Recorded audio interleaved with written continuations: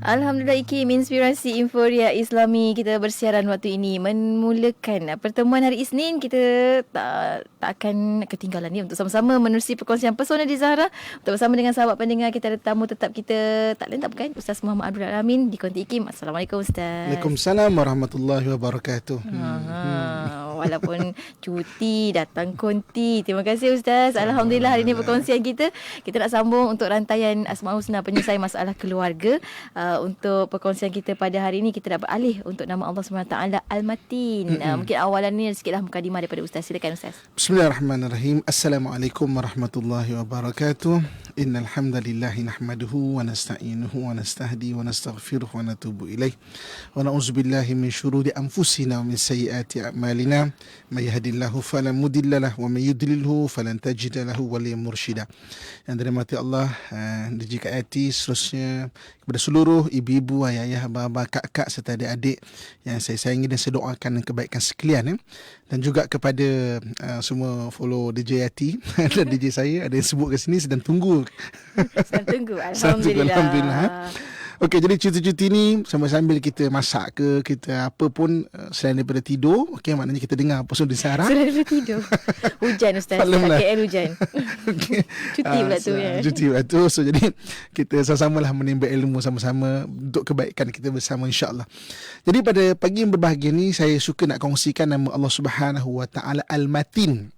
Al-Matin iaitu yang maha kukuh, yang maha kukuh. Jadi surah rujukan kita Allah sebut dalam Al-Quran, surah Az-Zariyat ayat 58. A'udzubillahi minasyaitonirrajim. Innallaha huwal razzaqu dzu quwwatin matin. Sesungguhnya dialah Allah yang maha memberi rezeki, lagi maha kuat dan maha kukuh. Jadi Allah Subhanahu Wa Taala rantaikan beberapa sifat dekat sini. Ar-Razzaq dzu quwwatin, kuah kita dah bincang pada minggu yang lepas, dan juga Al-Matin iaitu yang maha kukuh, yang maha kukuh.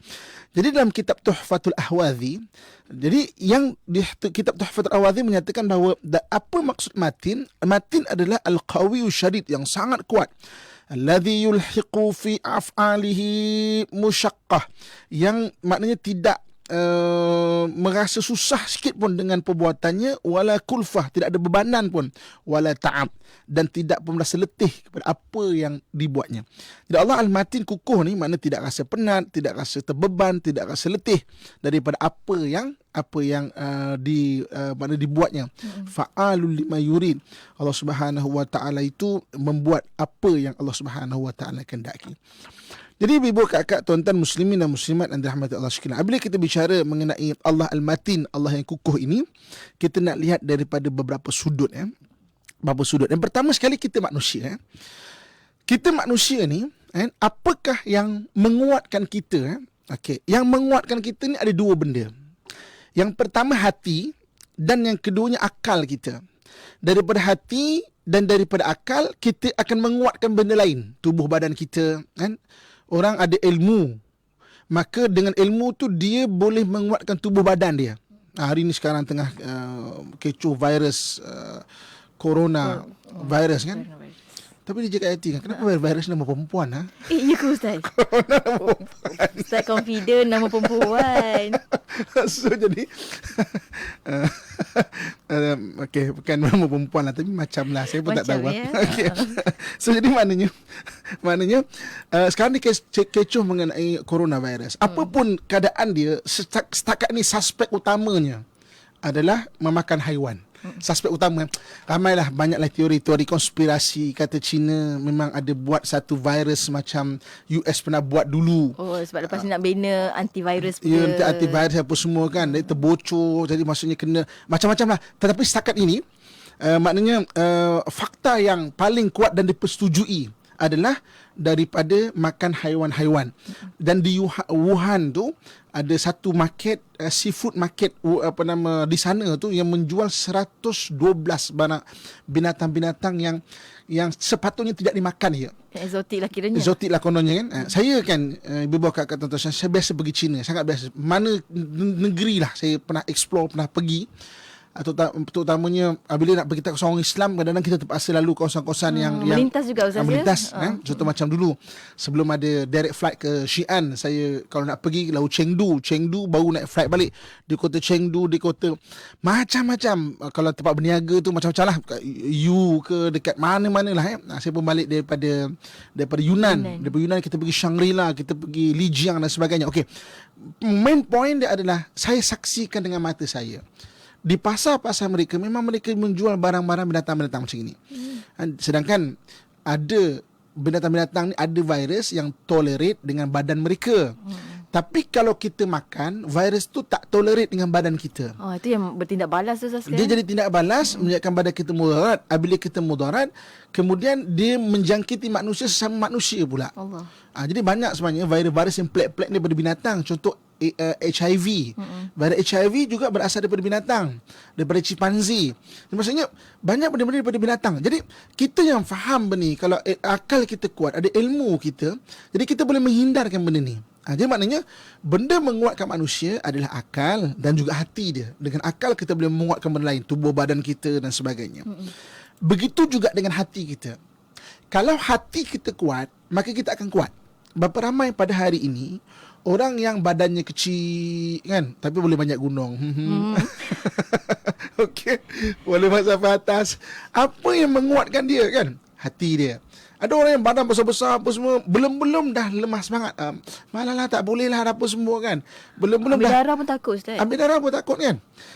Badan besar-besar kan. Maksudnya yang menguatkan yang keduanya adalah hati kita. Jadi Allah Subhanahu Wa Taala yang Maha Kukuh.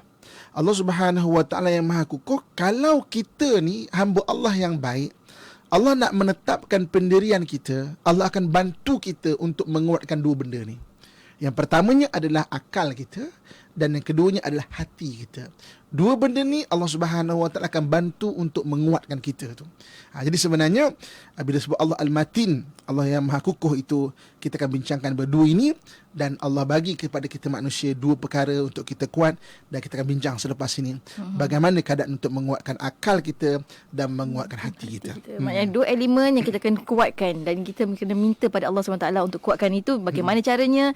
Bagaimanakah situasi-situasi yang boleh kita minta Ustaz kan? Kita akan kongsikan lepas kita berhenti rehat seketika. Untuk anda jangan ke mana-mana, teruskan kesetiaan bersama kami tentunya hanya di IKIM Inspirasi Inforia Islami. Sunnah menjadikan anda seorang yang jenius. Kenali rasional cara hidup baginda sallallahu alaihi wasallam menerusi program Rahmatan lil Alamin setiap hari Rabu jam 10 pagi hanya di IKIM Inspirasi Inforia Islami. Tadi abang pergi ke Nuri kahwin anak kawan abang. Rugi awak tak pergi Zah, di Institut Kefahaman Islam Malaysia. IKIM ya, dekat Jalan Tuanku Abdul Halim tu. Iya, dewannya cantik, menarik, harga pun berpatutan. Lengkap dengan fasiliti dan tempat letak kereta yang luas. Kalau nak buat sesi bergambar di IKIM pun boleh. Persekitarannya memang cantik. Sesuai untuk majlis anak kita tu nanti. Apa nombornya bang? Zah hubungi nombor 03 6204 6388 atau 018 353 0746. Info di www.ikimniaga.my atau Instagram sewaan Dewan IKIM. Cepat Zah, nanti kita terlepas. Okey bang, sekarang Zah hubungi. Sah. Apa Sah? Nuraisa lah. Kau dah kenapa? Nuraisa produk makeup mesra wudu. Nuraisa yang bantu bimbing suri rumah untuk berniaga tu? Iyalah. Kenapa? Apa Sah? Nuraisa ada program bina bisnes di seluruh Malaysia. Aku pun nak dibimbing Nuraisa lah. Sah kau tak boleh. Bini kau boleh. Nuraisa nak bimbing wanita lah. Wanita. Apa Sah? Nuraisa produk mesra wudu, foundation, lipstick, makeup mudah dibersihkan. Jom bina perniagaan dari rumah dan jana pendapatan dengan Nuraisa. Nuraisa. IKIM Inspirasi Inforia Islami kembali bersiaran melalui Persona Dizarah pada pagi Isnin ini bersama dengan Ustaz Muhammad Abdul Alamin untuk Asmaul Husna, penyelesaian masalah keluarga dengan nama Allah SWT. Hari ini Ustaz bawakan Al-Matin, Allah SWT, Allah yang Maha Kuat. Kuat tu tentang mana? Tentang akal dan juga tentang hati. Macam mana nak kuat tu Ustaz? Kongsikan. Okey. Ibu-ibu, kakak, tuan-tuan muslimin dan muslimat rahmatullah sekalian kan. So jadi kita sedang bincang Allah Al-Matin, Allah yang Maha Kukuh kan. So jadi maknanya bagi manusia, kalau Allah Subhanahu Wa Taala nak bantu dia untuk kuatkan hati dia, dua benda. Yang pertamanya akalnya dan yang keduanya hatinya. So kita akan kongsikan pada hari ini iaitu untuk menguatkan akal Okey. Bagi menguatkan akal kita ni, menguatkan akal kita, yang maknanya banyak perbahasan dia. Saya nak fokus untuk dalam kehidupan kita hari-hari dan juga daripada sudut rumah tangga. Maknanya Muat Akal ni banyak dia punya perbahasan dia. Ilmu, kan, pengalaman dan sebagainya. Tapi saya nak fokus pada hari ini daripada satu sudut saja. Satu sudut je, iaitu macam mana menguatkan akal kita daripada sudut untuk kita menggunakannya dalam komunikasi perhubungan kita hari-harian. Mana dengan suami, dengan isteri, dengan anak, dengan keluarga, dengan kawan-kawan keliling dan sebagainya. Okey. Apakah yang melemahkan kita? Dalam Quran, Allah Subhanahu Wa Taala suruh kita hindarkan satu benda, kan, yang akan melemahkan dan mengambil masa kita banyak. Ada sudut akal kita. Apa dia? Sangka-sangka. Jadi Allah Subhanahu Wa Taala sebut, ya ayyuhan nasu inna Allah Subhanahu Wa Taala sebut, ya ayyuhalladzina amanu ijtanibu katsiran minadh-dhanni inna ba'dadh-dhanni itsm. Wahai orang-orang yang beriman, jauhkanlah kamu daripada sangka-sangka, kerana kebanyakan sangka-sangka itu mendatangkan dosa. Maknanya sangka-sangka ni dia akan mengambil masa kita dan akan melemahkan kita punya maknanya kekuatan otak kita ni, sangka ni. Okey. Kebanyakan kita, kalau kita bicara mengenai sangka-sangka, perbahasan kita rata-rata lah. Kita biasa dengar macam, kau jangan sangka buruk kat orang lah. Orang datang tu kau sangka lah baik, kan. Maksudnya, dia tak ada apa-apa dan sebagainya. Itu kebanyakan kita. Tapi saya nak bincang sikit pada hari ini lain sikit. Sangka-sangka yang dimaksudkan di sini ada dua benda. Ada dua sangka-sangka kita kena hindarkan dalam pemikiran kita ni. Kena hindarnya. Kena hindarkan. Satu, sangka-sangka berdasarkan pengalaman kita. Dipanggil encoded assumption. Gitu. Bahasa psikologi ni kan. Encoded assumption ni maknanya satu assumption yang berdasarkan pengalaman kita. Satu assumption berdasarkan pengalaman kita yang dengan itu kita bersangka daripada itu. Kan? Dia bersangka itu. Okey, contoh saya nak tanya kat Ati kan. Okey, lepas nombor 1 nombor 2. Lepas nombor 2 nombor 3. Lepas nombor 3 nombor 4 lah Ustaz. Nombor 4. Lepas nombor 4 nombor 5. Lepas nombor 5 6. Nombor 6 kan. Sebab biasanya turutan tu adalah nombor. Tapi kalau di kereta, lepas nombor 4 nombor 5. Lepas nombor 5 nombor reverse gear. Sebab gear 1, gear 2, gear 3, gear 4, gear 5. Lepas nombor 5 dia akan reverse gear R. Ustaz, ada orang tak nak bayang Ustaz. Sebab sekarang semua orang dah manual Ustaz. dah auto Ustaz. Okay, auto kan. Ini cerita akak-akak ibu-ibu ke kita 80-an lah. 80-an punya generasi kita kan. Okey. Maknanya encoded assumption ni adalah sangka-sangka berdasarkan pengalaman kita. Dia panggil encoded. Dia dah encoded dekat kita punya, dekat kita pemikiran kita. Jadi benda ni mungkin barangkali berguna untuk jadi perisai diri kita, tapi tak boleh berpegang semata-mata dengan itu. Maka kita akan tertipu dengan cara pemikiran kita, akan melemahkan kita. Contoh kita kata tengok, orang ni kalau datang ni nak menipu lah ni. Sebab apa? Kebetulan sebelum ini semua yang datang kita adalah nak menipu, maka kita akan ada encoded assumption dipanggil. Betul. Mana sangka-sangka berdasarkan pengalaman kita. Benda ni bagus untuk kita berhati-hati, tapi bukan faktor tunggal untuk dijadikan cara kita berfikir. Maka kalau kita ada encoded assumption, kita takkan boleh bergerak. Kan maksudnya kita ada encoded assumption, datang satu orang. Kita sebagai pegawai maknanya bahagian kebajikan di mana-mana jabatan kerajaan ataupun di mana-mana. Kan datang satu orang nak mohon perbantuan pada kita. Kita ini tipu lah ni. Ya, memang banyak ada orang tipu, tapi tak semua orang. Betul. Tak semua orang Macam mananya datang satu orang ada encoded assumption. Kalau kita grounded dengan encoded assumption kita, mana sangka-sangka berdasarkan pengalaman kita, kita akan menyebabkan dia merosakkan diri kita tu. Nampak orang je kita dah agak kita judge orang dulu berdasarkan encoded assumption ataupun berdasarkan sangkaan pengalaman kita. Dan benda ni bahaya sebenarnya. Sebab tu Allah ajar kita, wahai orang-orang beriman, jauhilah sangka-sangka. Sangka-sangka pertama jenis macam ini.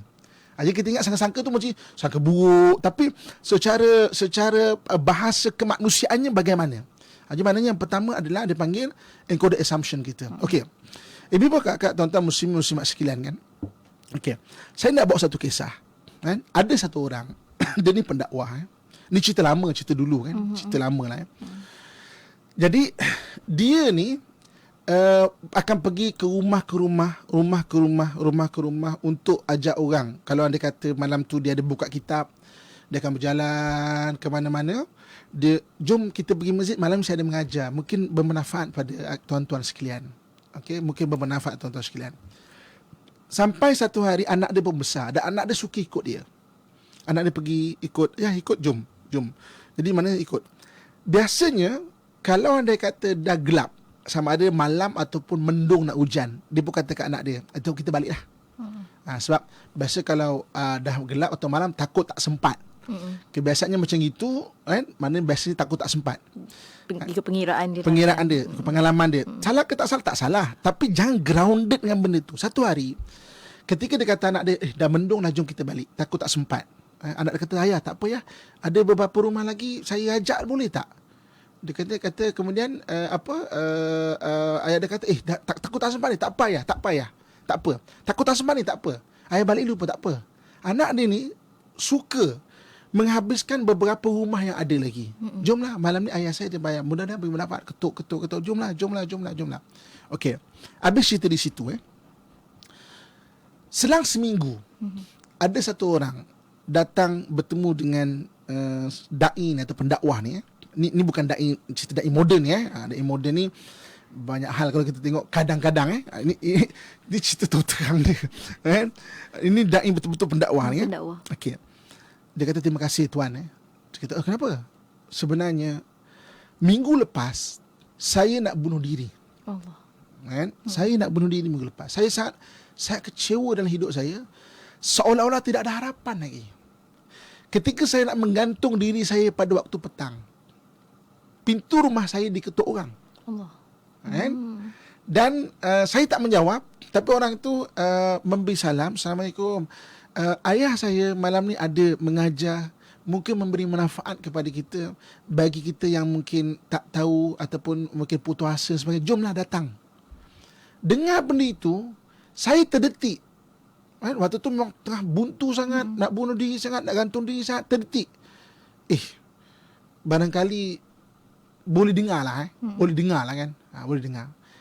Saya tak jadi untuk gantung diri ni. Maka petang itu saya pun pergi bersiap-siap, pergi tempat tuan. Saya mendengar tuan mengajar. Dan butir-butir perkataan yang keluar daripada mulut tuan mengubat hati saya sampai saya tidak jadi bunuh diri. Okey. So jadinya kadang-kadang apabila kita grounded dengan encoded assumption ini, maknanya kita takkan dapat berbuat lebih lagi. Contohnya kita kata, isteri aku ni mana cakap tak guna, dia tak dengar pun. Ya, sebelum ni mungkin tak benar, tapi ketika itulah jalan Allah nak bagi hidayah, kita kena tegur, kita kena ingatkan dia. Walaupun pernah ada pengalaman kena melawan ke apa. Ya. Sebab apa? Kita grounded dengan encoded assumption kita. Maknanya sangkaan dari pengalaman kita. Alah, suami saya Ustaz kerhati Ustaz. Saya cakap telinga kanan dia keluar telinga kiri Ustaz. Malah nak tegur dah. Kita grounded dengan encoded assumption dia panggil, ataupun sangkaan daripada pengalaman kita. Dan berapa banyak kalau kita cuba buang benda ini, dia memberi kebaikan kepada kita tu. Ya, memang si kita mungkin hatinya keras, tapi adakah dia sejahat sampai langsung tak boleh dengar? Suami kita mungkin kita rasa macam ego, adakah langsung dia tak ada boleh berfikir kalau kita bercakap? Tapi kita ada encoded assumption, dia berkata, tak malah cakap je bergaduh je cakap. Akhirnya kita tak bercakap apa-apa. Betul. Jadi Allah Al-Matin, Allah yang Maha Kuat, menguatkan kita dari sudut akal. Itu pertama yang kita kena ingat. Mana jangan kita ada sangka-sangka daripada pengalaman, dipanggil encoded assumption. Okey. Yang keduanya ibu-ibu, kakak, tuan-tuan muslimin dan muslimat rahmatullah sekalian. Yang keduanya apa? Yang keduanya dipanggil sangkaan dari sudut nilai. Sangkaan dari sudut nilai. Mana datang nilai kita ni? Daripada budaya kita, daripada apa yang kita membayangkan, daripada imajinasi kita. Dipanggil engagement assumption. Bahasa moden ni kan. Okay. Engagement assumption. Engagement assumption ni macam mana? Ataupun sangka-sangka berdasarkan nilai. Apa dia? Contohnya, kita ada satu sangka-sangka tau. Contoh macam ni. Okay. Isteri kena hormat aku. Contoh kan, isteri kena hormat aku. Habis kalau tak hormat, tak hormat dia ni memang isteri deraka contohnya kan. Neraka. So maknanya kita ada sangkaan isteri kena hormat. Dan takrifan hormat tu berbeza tau. Mengikut kita. Pada kita hormat tu mesti kena buat air petang-petang. Kalau tak buat air tak hormat nama Tak dia. buat air tak hormat. Jadi maknanya itu dia panggil engagement assumption. Kita dah ada satu engagement dalam otak kita yang kau jangan langgar benda ni. Kita setkan. Kita setkan. Kita yang setkan. Ini yang Allah Subhanahu Wa Taala sebut, jauhilah kamu disangka-sangka, kerana kebanyakan sangka-sangka mendatangkan dosa. Berapa ramai orang pada hari ini, ibu akak-akak yang saya sayangi, bergaduh kerana benda ini, sistem nilai yang berbeza yang dia sangka-sangka. Okey, suami kena sayang dekat saya. Takrifan sayang apa? Takrifan sayang kalau pergi berjalan mesti kena pegang tangan. Suami kita pula jenis yang tak pegang tangan, tinggal 5 tiang. Maka kita akan cakap, suami saya memang tak sayang saya lah. Aku nak cakap lah, tak sayang saya. Sebab apa? Kita ada engagement assumption kita. Maknanya persangkaan berdasarkan nilai kita. Romantik tu pegang tangan contohnya. Kan? Jadi maknanya kita ingat itulah semata-matanya. Jadi kalau kita itu semata-mata kita akan grounded dengan kita punya bayangan sendiri. Kan, akhirnya kita menghabis masa kita. Betul. Kan, maknanya menghabis tenaga kita. Kita akan meratapi benda tak wujud pun. Sakit hati Sakit hati je. panjang. Suami saya tak sayang saya. Kenapa tak sayang? Dia tak pegang tangan pun. Kan? Okay. Saya teringat kita kan Personal Zahra ni ada satu ketika ada satu orang telefon, saya ingat lagi, kan? Dia kata, Ustaz, suami saya bagus sangat, Ustaz. Kan? Bagus sangat, Ustaz. Dia memang masjid, dia imamkan saya, sangat bagus, Ustaz. Dia memang baik, nafkah semua bagi, Ustaz. Tapi saya sedih, Ustaz. Dia ni memang tak romantik, Ustaz. Kenapa? Dia berjalan tak pegang tangan. Ini real case tau. Ini real case. Ini bukan dramatik yang kita cuba buat. Maknanya real case. Memang wujud Ustaz. Memang kan? wujud. Kenapa? Kerana sangkaan berdasarkan nilai. Ya. Nilai itu kita yang cipta sendiri, kita tension sendiri, mengambil masa kita bergaduh pada unsur nilai. Berapa ramai orang pada hari ini bergaduh sebab apa? Nak dapat bunga pada anniversary. Abang tak bagi bunga, maknanya abang tak sayang saya. Bergaduh, real case. Kan? Itu yang Allah sebut, wahai manusia, jauhilah kamu dari sangka-sangka, kerana kebanyakan sangka-sangka mendatangkan dosa. Dan bentuk sangka-sangka ni, dua benda kita kena ingat. Satu sangka berdasarkan pengalaman, satu sangka-sangka berdasarkan nilai. Encoded assumption dan juga engagement assumption. Berdasarkan nilai. Jadi kita tengok macam mana dia ada sangka-sangka sendiri kan. Jadi kita menghabiskan masa kita, menghabiskan tenaga kita. Akhirnya potensi otak kita sepatutnya boleh dengar Personal Zahra, ada masa untuk ilmu, ada masa untuk tingkatkan diri, tapi dihabiskan dengan kita meratapi benda-benda yang kita sangka-sangka tu. Kan, Bahasa jangan buang masa. Jangan buang masa. Ada banyak lagi benda boleh kita lakukan dalam rumah tangga untuk memperbaiki je. Kan Ustaz kan, insyaAllah kita akan kongsikan sikit lagi untuk anda rakan pendengar ada pengalaman mungkin. Ada pengalaman, ada cerita, ada persoalan, boleh saja ajukan di WhatsApp IKIM di 011-29004004 011-29004004 ataupun di ruangan komentar di FB IKIM. Saat ini sedang bersiaran secara langsung. Untuk anda jangan ke mana-mana, teruskan kesetiaan bersama kami tentunya hanya di IKIM, Inspirasi Inforia Islami. IKIM mempelawa dan membuka peluang kepada syarikat korporat, agensi kerajaan, swasta atau syarikat industri kecil dan sederhana untuk periklanan di Radio IKIM. Periklan adalah dari kategori perkhidmatan, perbankan atau insurans, agensi pelancongan, hotel patuh syariah, institusi pendidikan, pengeluar produk yang telah mendapatkan sijil kelulusan Kementerian Kesihatan Malaysia dan lain-lain. Tawaran periklanan dibuka kepada semua syarikat yang berkelayakan. Syarat-syarat periklanan, borang permohonan, senarai serta sebut harga boleh didapati di laman sesawang www.ikim.gov.my atau hubungi 03 6204 6384 untuk maklumat lanjut. Lahad Datu 107.3 FM. IKIM Inspirasi Inforia Islami. Kita kembali bersiaran waktu ini bersama Menerusi Pesona di Zahra. Terima kasih pada rakan-rakan pendengar IKIM yang terus bersama kami di FB IKIM FM. Saat ini tekan butang share sebab sedang ramai yang sedang berehat-rehat waktu ini. Kita kongsikan, mudah-mudahan lalu dekat feed mereka, kena tengoklah Pesona di Zahra. Ustaz Muhammad ada kat sini cerita tentang Asmaul Husna, penyelesai masalah keluarga dengan nama Allah SWT Al-Matin. Dan Ustaz tadi ceritakan kita kena ada dua yang kena kuat Ustaz kan, akal kita dan juga hati. Kena kena jauhkan daripada assumption encoded dan juga engagement assumption. Nak tahu social kan Ustaz? Sambung sikit lagi Ustaz, perkongsian kita silakan. Ibu kakak, tuan-tuan muslim-muslimat rahmatullah sekalian dan sidang penonton yang mendengar, yang melihat kita secara live daripada FB kita Okey. Terima kasih kerana melihat cuti-cuti dia tak ada apa-apa kan. Daripada tidur kita menimba ilmu secara live. Okey. So jadi kita dah bincangkan bahawa yang menguatkan kita ni ada dua benda Pertama sekali adalah akal kita, yang keduanya hati kita.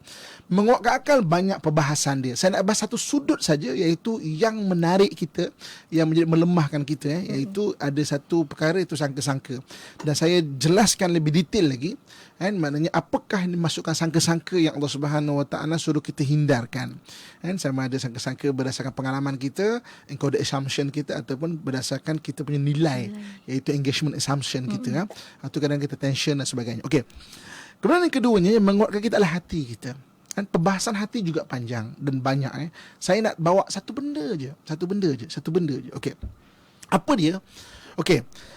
Apabila hati kita ni dia okey, apabila akal kita ada encoded assumption tu dan kita rasa sangkaan kita tu berlanggar sangkaan kita tu, maka dia akan transfer emosi tu ke hati. So dia tak habis kat situ tau. Okey. Perbahasan hati, menguatkan hati banyak. Saya nak cerita satu sudut saja daripada Allah Al-Matin di sini. Macam mana hati tu boleh menjadi lemah kan? Maknanya daripada encoded assumption kita ataupun daripada engagement assumption kita terlanggar. Maknanya okey, isteri kena macam ni. Tiba-tiba tak macam ini. Dia akan transfer kepada hati kita. Hati ni tempat letak emosi. Jadi kita akan mula beremosi. Beremosi. Kita pun start tak puas hati, kita pun start marah, kita pun start kecil hati, kita pun start mengajuk dan sebagainya. Jadi maknanya daripada benda ni, sebab itu Allah sebut bermula daripada akal ni jaga. Jangan sampai kita ada sangka-sangka, hindarkan sangka-sangka, sebab kebanyakan sangka-sangka mendatangkan dosa. Dia bila dah masuk ke hati kita, maka hati itu mula bengkak dan bengkak kan? Bengkak dan bengkak dan dia kamu tak puas hati dan sebagainya. Macam nak pecah hati saya Ustaz katanya kan. Okey. Sebab itu Allah Al-Matin, Allah Subhanahu Wa Taala mengajarkan kita, dia bukan semata-mata kita ni kena belajar ilmu yang tinggi, kita kena belajar pengurusan emosi yang tinggi juga.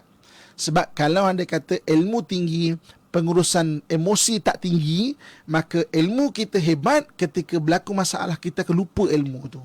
Pengurusan emosi sangat bagus. Pengurusan ilmu akal, pengurusan emosi adalah hati kita. Kalau berlaku pelanggaran kepada assumption tadi itu, atau pada sangkaan-sangkaan kita tadi itu, maka kita akan rasa tak puas hati dan sebagainya semua. Sebab itulah Islam ajar kita, kalau hati ni kena sentiasa ubat. Dan saya selalu ulangkan dalam Pusnul Zahra, jangan cari ubat hati dengan maksiat. Allah tidak pernah menjadikan maksiat itu ubat bagi hati. So kita tak puas hati, kita tengking laki, kita tidak akan puas hati dengan cara itu. Kita tak puas hati dengan isteri kita, kita pun buat tak tahu, nafkah pun tak tahu. Allah tak jadikan ketenangan dengan jalan maksiat. Dengan jalan maksiat Allah takkan bagi ketenangan. Dengan jalan kita bergantung kepada Allah, sabar, dan juga dengan jalan kita redha, dengan jalan kita berzikir, minta kepada Allah ketenangan hati, itulah jalan untuk kita mendapat ketenangan hati. Sebab tu kalau marah ibu bapa kakak, tuan-tuan ambil masa, kita zikir, sembahyang, ambil wudu, kan? Jangan sampai emosi kita ni sampai tidak diubat. Semua orang diuji dengan sedih. Semua orang diuji dengan keadaan yang sakit hati. Semua orang diuji dengan berbagai-bagai emosi-emosi yang berada di hati. Hati kena sentiasa ubat. Jangan cari puas hati, cari ubat hati. Kita tidak akan pernah puas hati dalam dunia kita ni, takkan pernah sampai satu tahap. Sebab manusia ni takkan pernah puas. Tapi cari ubat hati. Sebab ubat hati tu menjadikan kita akan puas. Dengan ubat hati kita tu. Walaupun rasa dari segi fizikalnya macam tak cukup lah Ustaz kan. Itu yang tak puas hati tu sebab tak cukup. Tak cukup. Tapinya dengan ubat tu menyebabkan kita rasa okey. Kita akan manage belapan dada. Kita akan manage kita punya assumption dari sangkaan-sangkaan kita tadi. Dan kita tidak akan meletakkan satu assumption yang tinggi kepada pasangan kita, yang itu assumption kita yang buat, kan? Begitu orang keliling kita. Jadi maknanya itu cari ubati dengan zikir, dengan redha, dengan taat pada Allah Subhanahu wa taala. Jadi ibu kakak tuan-tuan muslimin rahmatullah sekalian, kita bincang nama Allah Subhanahu wa taala Al-Matin sebagai maknanya penutup dia sebelum kita buka untuk soalan kan, untuk soalan. Jadi bagi siapa-siapa yang mungkin untuk diberi kekuatan, bacalah Ya Matin, Ya Matin, Ya Matin. Okey. Minggu lepas kita ada kongsikan nama Allah Ya Qawi. Ya Qawi. Okey, kita dah kongsikan apa beza Al-Qawi. Qawi ni adalah untuk kita jadi present. Waktu sekarang. Maka sekarang ni beza dia. Jadi ada orang kadang-kadang dia terawang-awang dengan dia punya imaginasi. Ya Qawi, Ya Qawi, Ya Qawi untuk ground, maknanya untuk bagi dia present oriented. Berpijaklah di bumi yang nyata ni. Hey, come on. Bangunlah. Jangan berada dalam ulitan mimpi. Maknanya berada di dunia nyata. Ya Qawi. Kita boleh gabungkan dengan nama-nama yang telah kita belajar pada yang lepas. Ya Syakur. Ya Syakur, Ya Ghafur. Ya Ghafur untuk lepaskan kita daripada benda past oriented. Ya Ghafur, Ya Syakur untuk kita orang yang rungsing pada benda-benda yang akan datang. Move forward maknanya benda rungsing pada depan. Ya Qawi untuk benda yang present sekarang. Ya Matin kekuatan sekarang. Kita dah jadi present ni. Ya Qawi, Ya Qawi present. Tapi alah penatnya, baru aku tahu rupanya macam gini kan. Ya Matin, Ya Matin, Ya Matin, Ya Matin. Sebab walillahil asmaul husna fad'uhu biha. Bagi Allah nama-nama yang baik, berdoalah dengan menggunakan nama-nama Allah Subhanahu wa taala ini. Sebagai ibu bapa kakak yang mungkin pening apa semua, pening nak mengubat assumption kita dan mengubat hati kita apabila berlaku pelanggaran ataupun accident assumption assumption kita accident maka kita pun cedera kepala hati kita baca Ya Matin, Ya Matin, Ya Matin. Bukan Ya Allah Ya Matin. Memang Ya Matin, Ya Matin, Ya Matin, Ya Allah Ya Matin maksudnya. Maka kita diibaratkan berada dalam semua emergency response ni ada kat hati kita ni bagi CPR, balut luka kita, sembuhkan luka kita dengan keberkatan nama Allah yang Matin ini, mudah-mudahan. InsyaAllah. Anda belum mati lagi. Saya tu sebut Ya Matin, Ya Matin. Semoga Allah kuatkan kita insyaAllah. Kita nak lainkan soalan-soalan daripada sahabat-sahabat kita. Boleh Ustaz ya? Boleh. Di WhatsApp Wiki ramai dah mengatakan soalan. Antaranya kita ada seorang isteri pertama, Sheila dari Banting ni Ustaz. Kata macam mana nak kuat ya Ustaz? Suami ni asyik menipu, nafkah zahir untuk saya dan anak-anak diabaikan. Isteri pertama dah 30 tahun berkahwin dan 6 tahun dimadukan Ustaz. Macam mana nak kuat tu Ustaz? Okey, bagus salamlah baca yang Matin ini. Sebab apa? Sebab pertama sekali, kalau betul nafkah diabaikan, di situ bukan semata-mata salah moral tapi salah di sudut zahir. Dan benda-benda nafkah ini benda-benda yang telah dienakmenkan dalam enakmen undang-undang pentadbiran Islam di Malaysia. So jadi kalau suami itu tak bagi nafkah ataupun mengabaikan nafkah, okey, akak boleh minta nasihat kepada Jabatan Agama untuk next terusnya nak buat apa. Kadang-kadang ada orang boleh dibagi nasihat dengan kata-kata. Ada orang hanya boleh dibagi nasihat dengan undang-undang. Dengan ada undang-undang boleh kata, okey, aku nyanyi isteri ni, aku dengan isteri je, rupanya isteri juga dilindungi dengan undang-undang. Dia tak boleh nak buat, ini bukan zaman rimba. Maknanya kita kahwin seorang isteri tu, kita boleh anyaya macam tu. Isteri itu dilindungi dengan undang-undang Islam, dan undang-undang Islam yang dikuatkuasakan di Malaysia ni ada. Jadi nafkah ni adalah benda yang zahir. Kalau tak bagi tu salah zahir dan boleh maknanya dikuatkuasakan undang-undang di mahkamah syariah. Akak jangan malu pergi mahkamah syariah. Semua di mahkamah syariah tu orang-orang yang nak bantu kita. Nak bantu kita supaya maknanya keharmonian rumah tangga tu maknanya dapat dibuat. So jangan malu untuk pergi. Kadang-kadang kita ada encoded assumption tu. Kita ada bersama-sama, kalau pergi je ni mesti bergaduh lah ni, malu aku. Itu encoded assumption kita. Itu sangkaan kita, sangkaan berdasarkan pengalaman. Tak semestinya. Pergi tanya, saya nak jumpa pandangan. Okey, itu yang pertama. Kerana keduanya apabila dah tak bagi nafkah dalam keadaan macam itu, memang kita akan terasa lah bagus yang matin ni sangat mengubat. Ya. Baca yang matin. Yang qawi pada saya daripada kes akak ni ataupun hal akak ni, dia bukan terawang-awang, menerreality. Dia dah faham dah. Dia dah faham dah. Maknanya dah akak dah jejak kat bumi dah ni. Maknanya baca yang matin. Ya, Yang matin untuk Allah beri kekuatan kat hati tu. Sebab emosi tu tengah accident tu. Kemalangan. So panggil ambulan untuk datang ke hati kita ni. Cia-cia. Ambulan datang ke hati, ubat hati kita tu. Wallahu alam. Ustaz benar-benar cia-cia dah. Masya-Allah. Kita ada Encik Azhar Ustaz, memiliki seorang isteri yang agak egois katanya, kuat egonya. Jadi susah sangat nak memohon maaf. Jadi macam mana untuk berdepan dengan isteri seperti ini supaya dia dapat kuat untuk berdepan dengan isteri yang susah nak minta maaf. Pertama sekali, macam apa yang kita bincang pada sangat bagus. Kita gunakan terus ya. Okey, kita nak supaya isteri tu kita rasa dia buat salah dan dia minta maaf. Jadi kita punya sangkaan tu, kita ada ini lebih kepada engagement assumption. Di sudut nilai, isteri dia dah kena minta maaf. Kan? Realiti dia kadang-kadang sebab apa? Kita rasa salah tu salah isteri. Isteri rasa suami punya trigger membuatkan dia salah. Jadi maknanya dia takkan bertemu tu. Kan? Dia takkan bertemu sebab nilai itu berbeza. Ini dalam kategori engagement assumption. Dia faham macam kalau dah buat salah sama-sama suami isteri, faham lah kan. Saya minta saya faham lah, maafkan lah, kod lah kan. Maknanya kita dah kisah, maknanya dia yang tengking aku, dia lah kena minta maaf. Itu engagement assumption. Maknanya assumption berdasarkan nilai. Bagi isteri pula, nak aku suruh minta maaf, kau trigger aku. Contoh kan. So sebenarnya kontrol kita punya sangka-sangka tu. Bukan saya sebut, bukan ustaz-ustaz lain sebut, Allah sebut, wahai orang-orang yang beriman, jauhilah kamu dari sangka-sangka, kerana kebanyakan sangka-sangka mendatangkan dosa. Kan? Jadi macam ini kita mungkin maknanya akan mendatangkan dosa. Kita akan cerita, kita akan mungkin terfitnah isteri kalau kita sebut kat kawan-kawan, kan mendatangkan dosa benda tu. Mana kita biarkan isteri tidak tegur, kan? So duduk, kita tengok balik kita punya engagement assumption kita ataupun sangka-sangka berdasarkan nilai kita. Ada tak realistik, kan? Ataupun kita tengok, banyakkan baca, banyakkan dengar Pesona di Zahra, banyakkan dengar kuliah-kuliah media kekeluargaan, nanti kita akan nampak dekat mana sebenarnya punca maknanya perselisihan nilai itu. Baik. Alhamdulillah kena ada ni pengetahuan. Nasib baik alhamdulillah Ustaz. Hari ni Ustaz kongsikan dengan kita. Kita ada kakak yang mempunyai pengalaman mengamalkan Al-Qawi Al-Matin 100 kali sehari selama lebih daripada 10 tahun Ustaz. Alhamdulillah Allah beri kekuatan pada akak walaupun hidup keseorangan ketika itu sampai sekarang masih mengamalkan walaupun telah berdua semula. Ini yang dipanggil testimoni iman. Yep. Testimoni iman. Benda ni dia tidak ada dalam sifir tau. Dia tak sifir.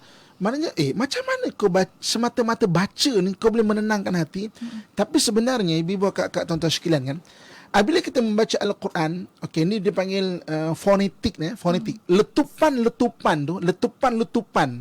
bahasa yang kita keluarkan tu, ya qawi ya matin, ya qawi ya matin, gelombang daripada fonetik kita tu dia menenangkan kita punya saraf-saraf ni. Masya-Allah. Dari sudut saintifik dia, Sebab tu pengkaji molekul air, bila air dibacakan Al-Quran, macam mana dari sudut logik dia molekul tu boleh berubah kepada hablo-hablo yang cantik dan putih. Itu yang kita minum kemudiannya. Jadi kadang-kadang kita macam mana boleh baca ke apa semua kan. Benda-benda ada yang otak kita manusia tak sampai lagi ilmu tu. Kita setakat baru belajar ilmu fonetik dan gelombang. Okay. Ada benda-benda yang boleh menenangkan. Ini ada testimoni iman. Maknanya orang yang mengamalkan ya qawi ya matin selama lebih 10 tahun kan. Dan Allah beri ketenangan kat dia. Syabas dan tahniah kak, kena kongsikan. Maknanya apa pengalaman apa yang kita kongsikan pada hari ini. Masya-Allah, alhamdulillah. Hari ini saya rasa lebih yakin lagi sebab ada rasional di sebaliknya. Sebab Ustaz dah nyatakan tadi kekuatan ini datang dari mana Ustaz kan. Alhamdulillah. Dan kita sampai ke hujung-hujung Ustaz, mungkin ada sikit kesimpulan sebelum kita tutup program kita. Lebih baik kakak tuan-tuan muslim-muslimat dan rahmatullah sekalian dan saya doakan kebaikan sekalian Jadi kita bincang pada hari ini Allah Al-Matin. Kita kongsikan Allah yang maha kukuh kan. Dari sudut apa? Dari sudut kukuh Allah Subhanahu Taala tu ya. Tapi macam mana dia mengukuhkan kita sebagai manusia. Dan dua benda sangat penting dalam diri kita. Pertama akal kita dan kedua hati kita. Jadi perbahasan akal dan hati ni luas kan? Macam-macam kita boleh jumpa macam-macam. Tapi saya nak fokuskan ambil yang paling kecil, satu part pada kecil saja. macam mana dari sudut akal yang akan menarik kita di bawah ni adalah dengan sangka-sangka. Dan macam mana hati kita ni boleh tarik kita ke bawah tu apabila sangka-sangka ni terlanggar ataupun aksiden aksiden kemalangan kan. Mengikutlah seberapa parok pengalaman seberapa berat dia punya berlanggar. Parahnya berlanggarnya tu, sejauh itu jugalah hati manusia ni akan tertarik kan. Itu yang Allah SWT sebut dalam Quran, wal asri innal insana lafi khusrin. Demi masa manusia itu berada dalam kerugian. Okey. Maknanya kalau kita tak faham, kita akan jadi rugi. Kemudian illal ladzina amanu wa amilus solihat, orang-orang yang beriman dan beramal soleh. Mana kecuali geng-geng macam gini saja yang sifatnya watawasau bil haq watawasau bis sabr, berpesan-pesan ke arah kebenaran, berpesan-pesan ke arah kesabaran.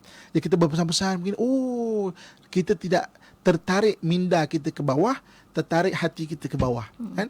Hindarkan daripada sangka-sangka ataupun assumption yang kita telah kongsikan tadi, kan? Kemudian hati zikir Allah Al-Matin. Testimoni iman telah dikongsikan oleh kakak ini. Selamat beramal. Mana kita beramal, maksudnya menjadikan kita terus ke depan dan kita akan mengembangkan potensi diri kita, sebab benda-benda yang remeh-remeh telah kita buang.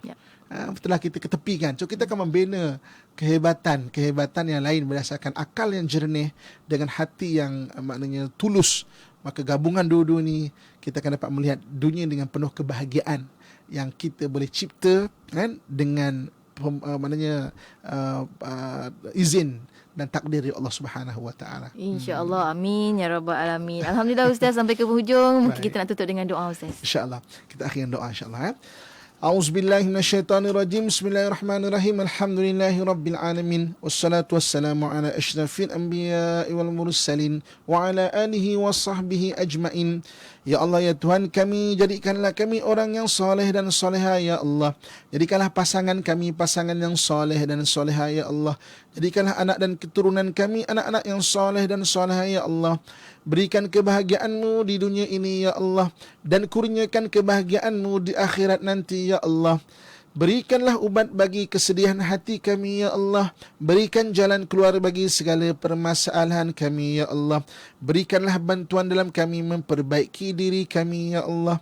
Allahumma rabbana atina fid dunya hasanah wa fil akhirati hasanatan wa qina adzabannar.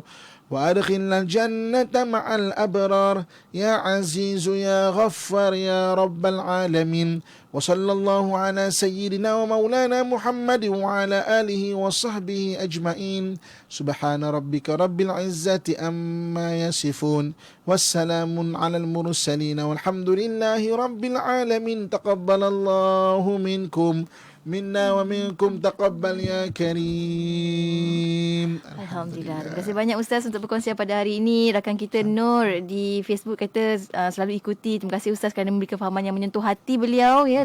Dan semoga perkongsian ini bermanfaat demi agama Islam yang suci ini. InsyaAllah anda juga boleh lakukan perkara yang sama sebenarnya. Tekan butang share supaya ilmu ini berkembang dan terus berkembang, insyaAllah. Terima kasih banyak Ustaz. Sampai bertemu lagi minggu hadapan, insyaAllah. Assalamualaikum. Waalaikumsalam warahmatullahi wabarakatuh. Dan untuk anda sahabat pendengar, teruskan kesetiaan bersama kami tentunya hanya di IKIM Inspirasi Inforia Islami.